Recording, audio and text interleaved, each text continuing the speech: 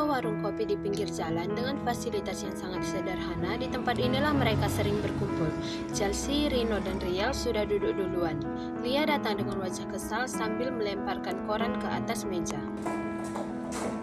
Guys, lihat deh, masa harga sembako naik lagi, sedangkan orang kaya masih bisa bersenang-senang, kita yang miskin ini buat makan aja makin susah. Wah, kali ini instan lagi nih. Aku datang ke kota lebih sukses, tapi nyatanya saya perubahan sama sekali. Namanya juga hidup, kalau mau lebih sukses lagi harus kerja lebih terus lagi dong. Mereka yang masih mengobrol serentak terdiam ketika melihat Andi masuk ke dalam warung. Dengan tampangnya yang rapi, Andi terbingung melihat orang-orang yang ada di dalam warung menatapnya dengan sangat serius. Kok ngeliatnya pada gitu sih? Kayak pada orang saja. Ya karena biasanya sih orang kaya nggak datang ke tempat kayak gini ya. Aku lagi mau nyoba sesuatu nih.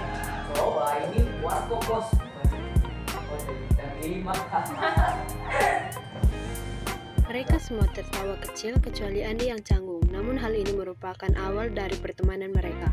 Mereka berlima menjadi sering berkumpul di kedai kopi tersebut sambil mengobrol santai. Pada suatu hari mereka berlima berkumpul di kosan Chelsea dengan ruangan yang kecil dan sederhana. Di tempat itu mereka berlima duduk melingkar dan bercerita tentang kehidupan mereka masing-masing. Aku ingin sekali menjadi pengacara, tapi biaya yang pengacara sangat mahal. Makanya aku berusaha sini buat bisa kuliah. Sama, aku sih pengen jadi insinyur, tapi buat makannya susah. Gimana aku bayar kuliah?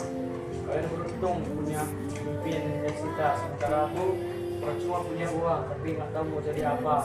Kenapa nggak coba bantu orang yang menjalani aja? Kalau kamu memang punya uang dan punya segalanya dan nggak tahu mau ngapain. Mendengar hal itu, Andi seketika terdiam dan kata-kata yang dilontarkan oleh Lia mulai menyebuki pikirannya. Karena hari sudah mulai gelap, mereka pun memutuskan untuk bubar dan pulang ke rumah masing-masing. Beberapa hari kemudian, Riel dan Rino sedang berada di warung kopi dengan wajah yang lesu. Di sisi lain ada Chelsea, Lia, dan Andi yang sedang menuju ke warung kopi. Sesampainya di sana, mereka bertanya mengapa Riel dan Rino sangat murung. Lah, kenapa dia terus sekali tampaknya? Ini kita udah 3 bulan dari direksi lagi kerja. Oh, berarti kita harus cari solusi buat masalah ini dong.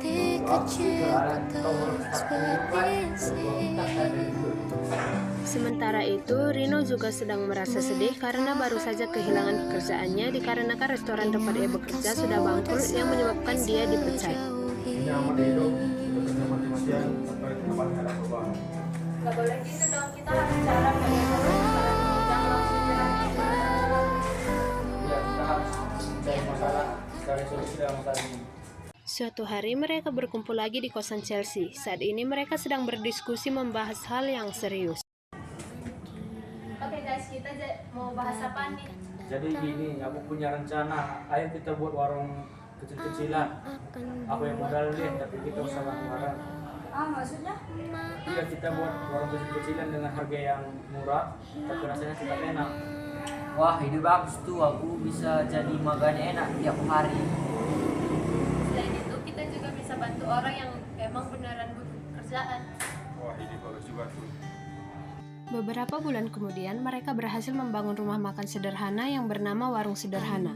Di dalamnya ada Chelsea dan Lia yang melayani pelanggan, Riel menjadi kasir, Rino menjadi koki, dan Andi yang mengurus pemasaran. Kita betul berhasil ya? Ini baru awal, dan tidak nyampe, nggak cuma dia. Yang penting aku nggak lagi utang warteg. Mereka tertawa bersama, kali ini bukan sekedar tertawa pahit, tetapi tertawa dengan penuh harapan. Mereka akhirnya mulai perjalanan hidup yang baru dengan rasa syukur. Warung kecil yang dulunya hanya mimpi, kini menjadi nyata. Bukan sekedar tempat makan murah, tetapi juga simbol harapan bagi banyak orang.